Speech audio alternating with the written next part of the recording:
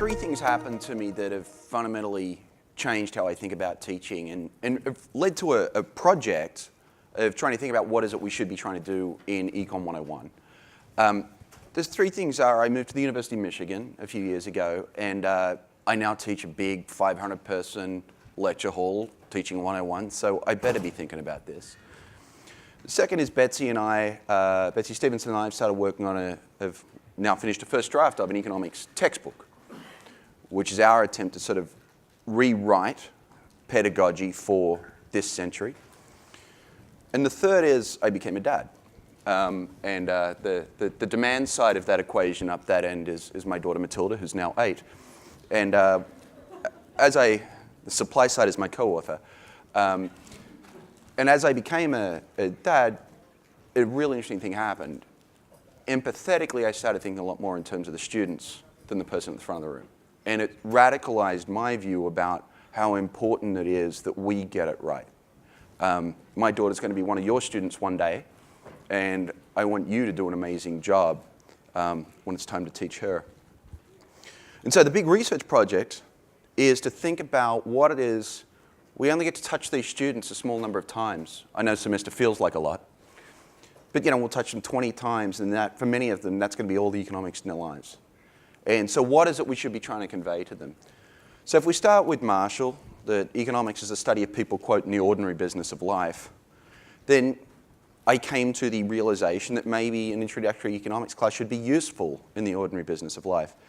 To add some edge to this, when we often talk about why is it we teach economics, what should we trying to do, people often say, well, we want to create better voters and more informed voters.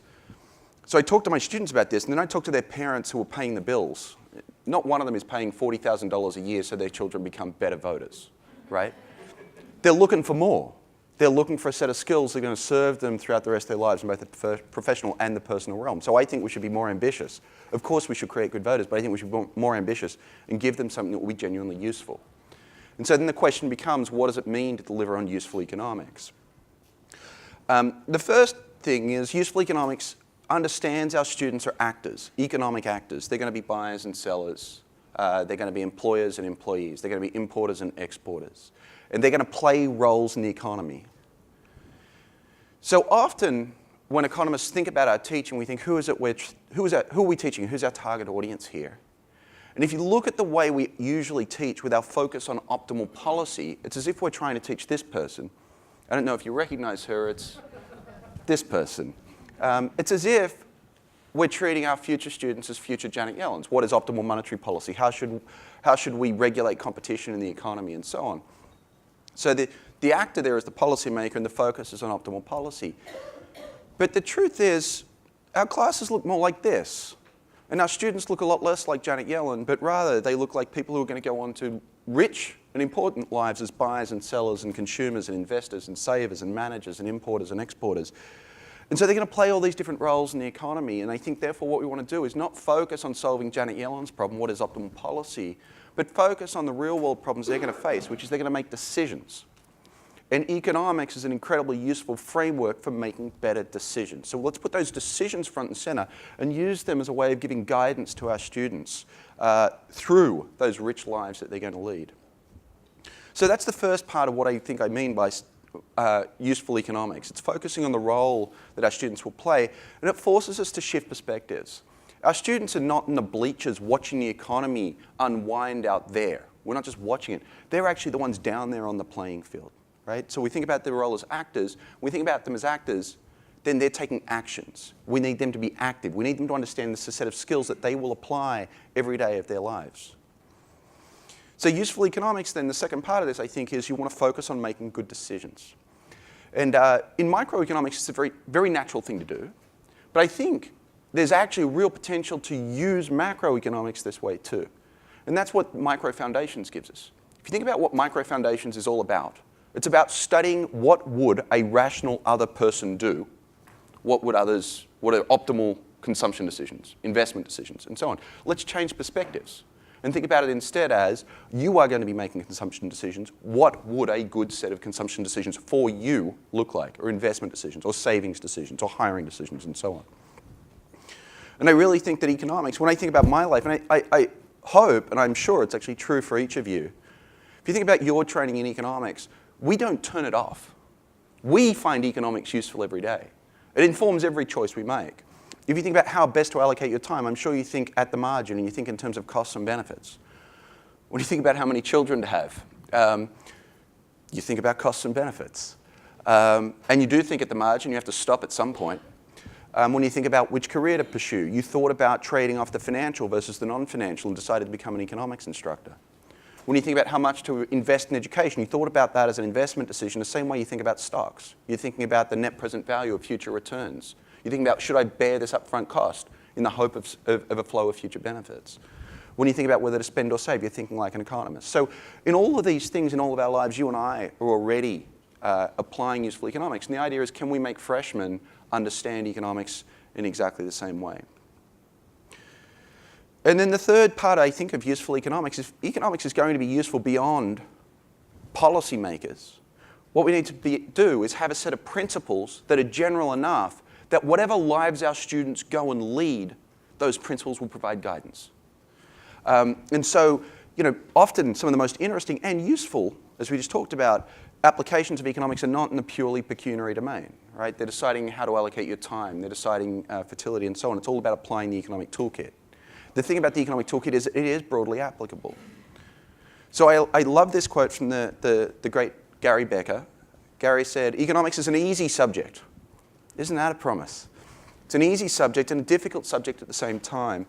It is easy in the sense that there are only a few principles that really guide most economic analysis. That's kind of a stunning thing. We can boil economics down to a small number of principles. And then he says that, he talks to a bunch of Nobel laureates in other fields, and if they don't understand those very simple principles, they'll get everything wrong. But there are economic principles, and if you do not use these economic principles, you're likely to come to the wrong answers. So Gary says you don't need to learn much, a small number of principles, but then you do need to learn how to apply them to all these different fields. And so that, I think, sets an agenda for a first class in economics that's achievable. Teach a small number of principles and how to apply them in a whole range of different domains. Our students won't go on and win the Nobel Prize like Gary did, but they will go on and make good decisions about their careers, about fertility, about occupation choice, and many of the other things that economists like Becker have worked on. So my agenda for this talk, well, we've already done the first thing, which is to say, what is it that I mean by useful economics? It's focusing on the role our students actually play as actors. It's focusing on the specific decisions that they're going to face in the rest of their lives. And in order to equip them to deal with that, we want to give them the economic toolkit, a small number of broadly applicable principles that they can take with them. So I've talked about that. What I want to do is talk about how I think our world has changed in a way that makes teaching useful economics essential. And so, because I'm an economist, I'll talk about the supply side and the demand side. And the supply side of useful economics is thinking about how our profession has changed. We're the supply side of economic education. And I think there are three things: the empirical revolution, a broadening of economics, and a movement towards greater realism, that mean we are, as a profession, better poised to deliver useful economics to our students than any generation ever before us.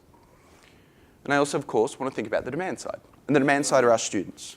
And I want to show you some data about what our students are doing and why there is a demand for useful economics. And then finally, I don't want this to be abstract. This is an ongoing project. I keep trying to think about what does it mean and how do we apply this idea of useful economics. I've given versions of this talk before, but this is the point where I've actually made the most progress. Betsy and I have been working incredibly hard on trying to think about how we can reinvent parts of the curriculum to make them useful. And I want to talk about some examples at the end. But first of all, let's start with the supply side. And as I said, I think the profession has changed, and it's changed in three important ways. The first is the empirical revolution. Where does this come from? It comes from technology. Moore's law means that computers today can do stuff that they couldn't do 2 years ago, and they did stuff 2 years ago they couldn't do 2 years before that. The rise of computing power is ubiquitous, and it is the dominant feature that will change the labor market for our students.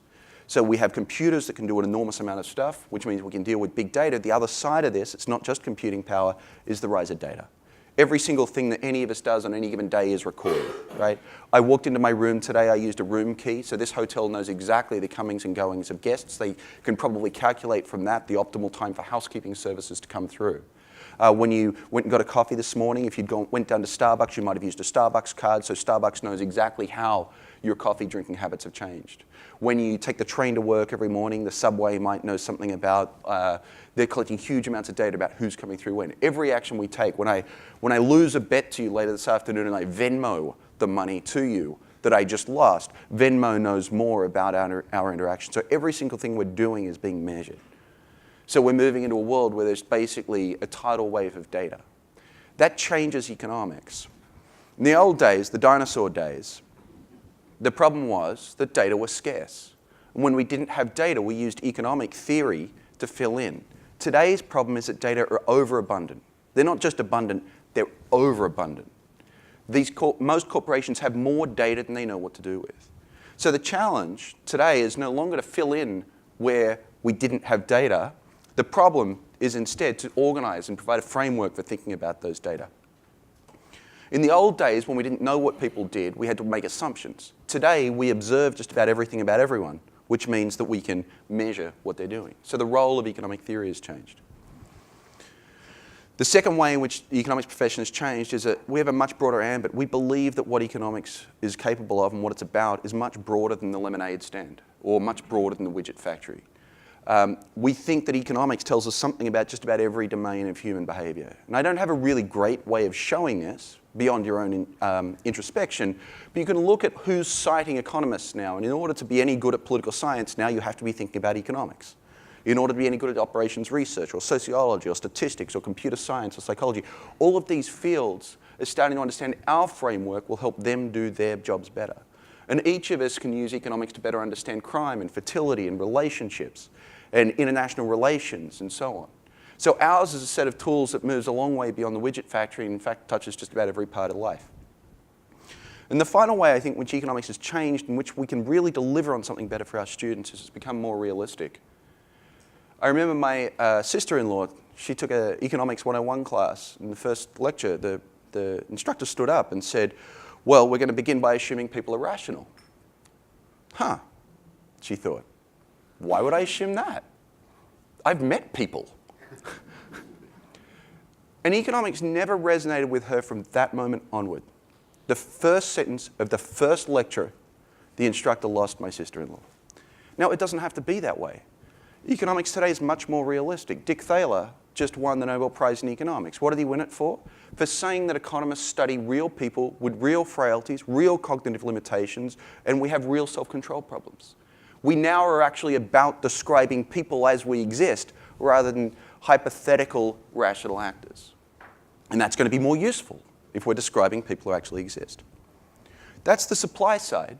Let's talk about the demand side. And I think this really shapes how we should think about useful economics. There was discussion in the past panels about how much should we focus on majors. So let's talk about economics majors and what they go on to do. We now have useful data on this. It's collected as part of the American Community Survey. What was your major in college? And so here's the top 10 occupations of economics majors. They become managers and administrators, lawyers, accountants, financial specialists, financial managers. They're supervisors, chief executives, salespeople, high school and college instructors, management analysts. That's the top 10. You know what word you don't see up there?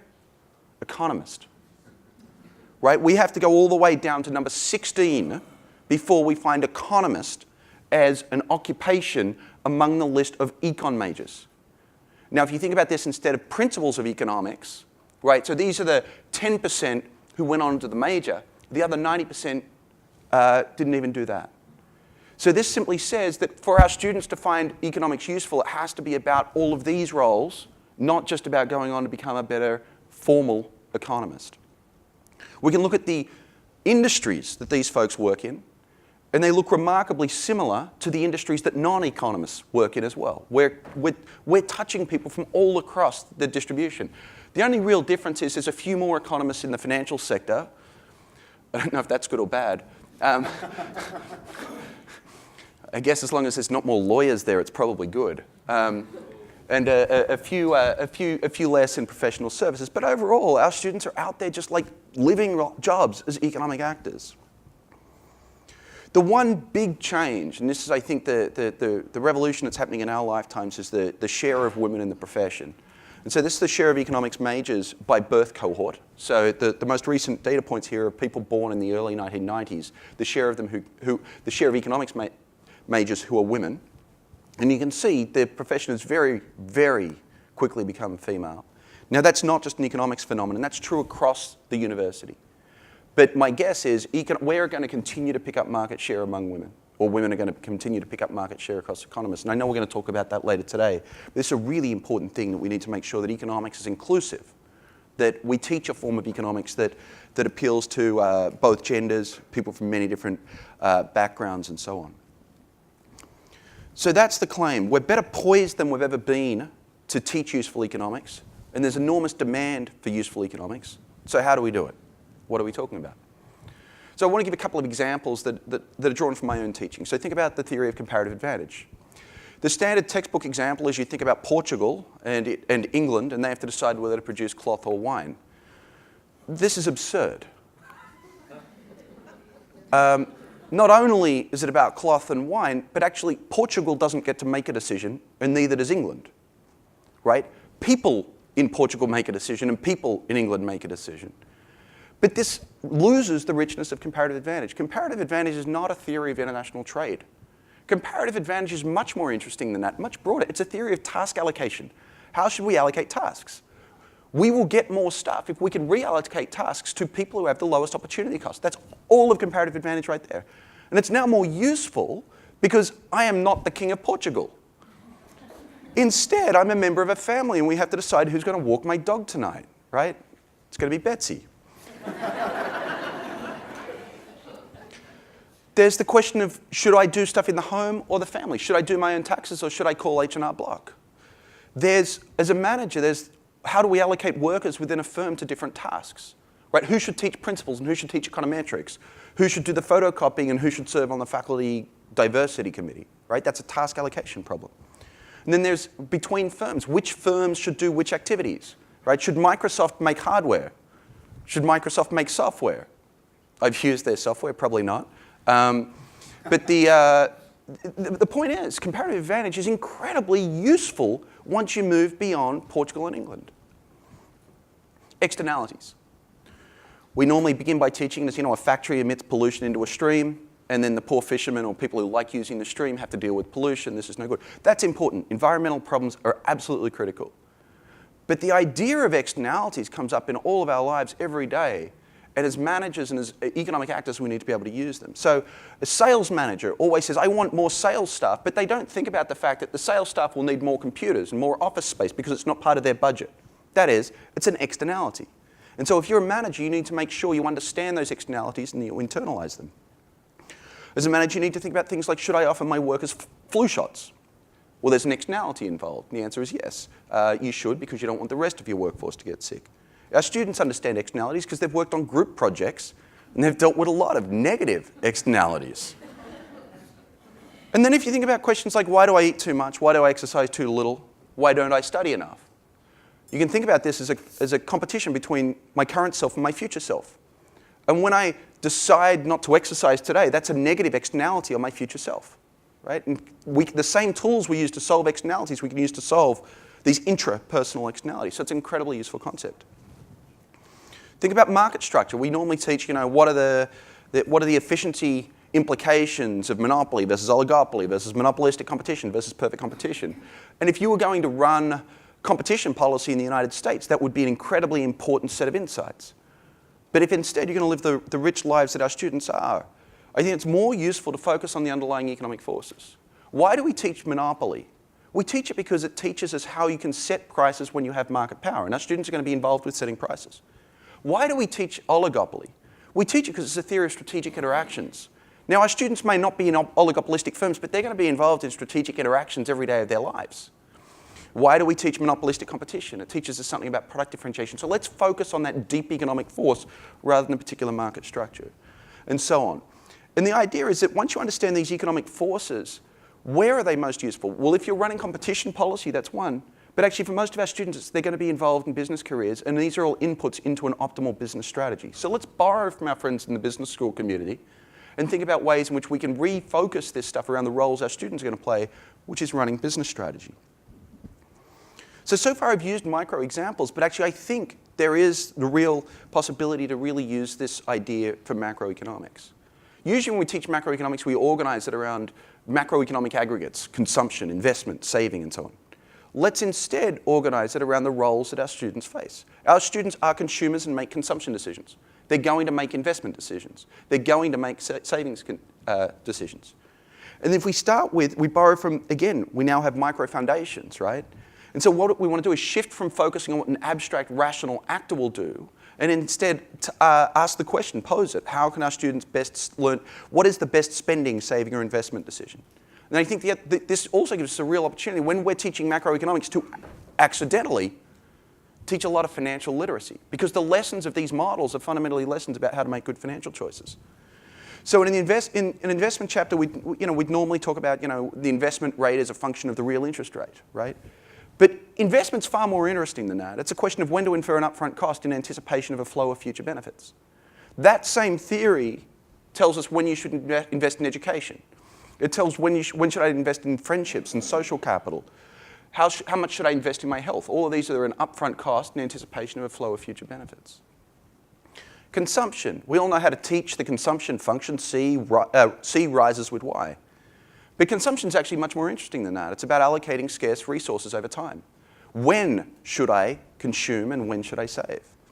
And so we have important implications that come out of this. You should focus on your permanent income. My guess is we all do that. What we can do, though, is we can teach our students to do that and build their financial literacy so they can make better consumption and savings decisions over the life cycle. They can smooth their consumption. They can build up a rainy day fund. And we can teach them the importance of doing that because they'll be hit by negative shocks. And so these, again, are ideas that are much more applicable. Not only do they have to allocate money over time, that's the consumption decision, they have to allocate their study effort over time as well. And we tell them, you should be consumption smoothing. Don't do it all the day before the exam. Do a little bit each and every day. It's an insight that comes naturally. Think about finance, where normally we begin by describing financial institutions, stocks, and bonds. I spent a lot of time instead focusing on the efficient markets hypothesis. Now you might say that seems above the students, but actually it's not. But it's really important because what comes out of this is a bunch of very, very important financial literacy problems. Once you understand that financial markets are incredibly efficient, then that changes the choices that you'll make. And so I end my finance lecture with direct lessons that they can bring to their lives, financial literacy lessons. You should harness the power of compound interest. Don't pick individual stocks. Understand that past performance is no guarantee of future performance. Whatever you do, avoid fees.